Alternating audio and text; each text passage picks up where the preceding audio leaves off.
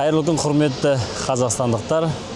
Енді бүгінгі таңда өздеріңіз білесіздер, 2024 жылы елбасымыз Таза Қазақстан акциясын бастады.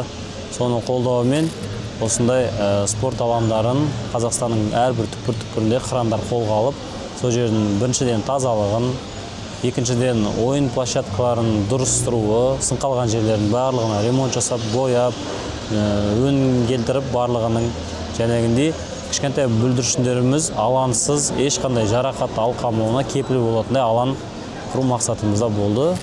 Сол мақсатымызды орындадық. Енді бұл жерде күнделікті жаттығу өтетін болады. Кешкі уақыттарда бізде қазір мост астында Василий Тақтай, Тойтов Мирбол және мен осы жерде жаттығу өткіземіз. Әртүрлі жаттығулар болады. Бокстан, одан бөлек ММА-дан, сосын кейін бізде буткемп. Қазіргі таңда енді мақсатымыз күн жылып тұрған кезінде 3 ай бойы өткізу. Онымен бұл акциямыз тоқтамайды. Бұл әрмен қарай 5-10 жылдыққа жалғасса деген мақсатымыз бар. Жастарға үлгі болу мақсатында. Бұл алаңдар енді біздің қарамағымызда, біз қарайтын боламыз. Бұл жерге келіп, темекі шегіп, арақ ішіп, болмаса шемішке шағуға болмайды, тыйым салынады. Дәл осындай тәртіпті барлық Қазақстанның алаңдарына орнату мақсатымыз бар, ойын алаңдарына. Енді біз спортта болғаннан кейін, спорт деген енді біз осындай алаңдарда бастағанбыз, қарапайым турник брусьяларда. Сонымен жәнегіндей армансыз адам қанда қысқа тен, армандандар сонда ғана құшасындар деп, осындай жерлерде армандап, үлкен спортқа былайша айтқан кезде қадам бастық.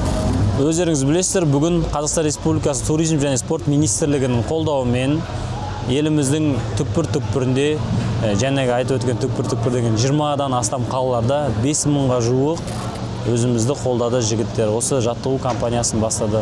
Енді мен сізге толығырақ айта кететін болсам, Дала қырандар жастар бірлестігінің 4 бағыты бар. Оның біреуі сатқындар, өзіңіз білесіз, синтетикалық есірткіге қарсы өзінің мүлдесі үшін, өзінің пайдасы үшін ұлттың денсаулығына былайша айтқанда және есірткіні сатып атқан. Екінші направление бізде суррогаттық ішімдік. Өзіңіз білесіз, технический спирт қолдан жасалады, оны алады. Өңдеп атқан жерде оны ішуге болмайды деп тыйым салынған. Бірақ оны жәнегіндей магазиндағы кісілер сатып алады да, су қосады және метан қосады да, оны халықты улап атыр. Оны ішкен адам жәнегіндей тәуелділікке пайда болады. Одан бөлек 36-1 Қазақстан Республикасының рәміздерін әрбір оны қорғау, әрбір азаматтың парызы мен міндеті. Және біздің 4-ші направление жаттығу, өзіңіз көріп тұрған, және толық түсіндіріп кеттім деп ойлаймын. Жаттығуды өз көзіңізбен көрдіңіз. Қиындық те жоқ. Халыққа біз көрсеткіміз келеді. Ондай алаңдардан басталады үлкен спорт. Және осындай алаңдарда балаларымыз емін-еркін ойнау керек. Бұл жерде өлім болмау керек. Сіз өзіңіз ойлаңызшы, өзіңізде де бала бар. Балаңыз ойын алаңына кеткенде сіз емін-еркін үйде отыру керексіз де, ол ойнауға кетті деп. Ал сіз қорқып, оған бірдеңке бол қалама деп, өзіңіз сақтандырып, оны шығаратын болсаңыз, ол дұрыс емес те. Өйткені қазір біз тәуелсіз мемлекетте өмір сүріп жатырмыз. Бізде енді әрбір өңірлерімізде қырандар бар. Ең алдымен Орал қаласында жәнегі 20 қыз қыран қатарына қабылданды. Өте белсенді, ауқымды мәселелермен айналысып жүр. Енді біз Астанада шешім қабылдадық. Бізде қазіргі таңда өзіміздің 10 қыранымыз бар. Ол қыран қыздарымыз осы бізге көмек болып, әртүрлі бізде бағыттарымызда жұмыс көрсетіп жатыр. Өте мықты командамыз бар. Қыздарға алғыс айтамын. Және өзіміздің Астана қаласындағы қырандарымызға алғыс айтамын. Ауызбіршілік өте мықты. Енді ата-аналармен де кездестік. Ата-аналар да айтады, біз бұрын қорқатынбыз, дала қырандары қандай орта деп ойлайтынбыз дейді. Бірақ қазіргі таңда келіп көрді, бәрі алғыс айтып жатыр.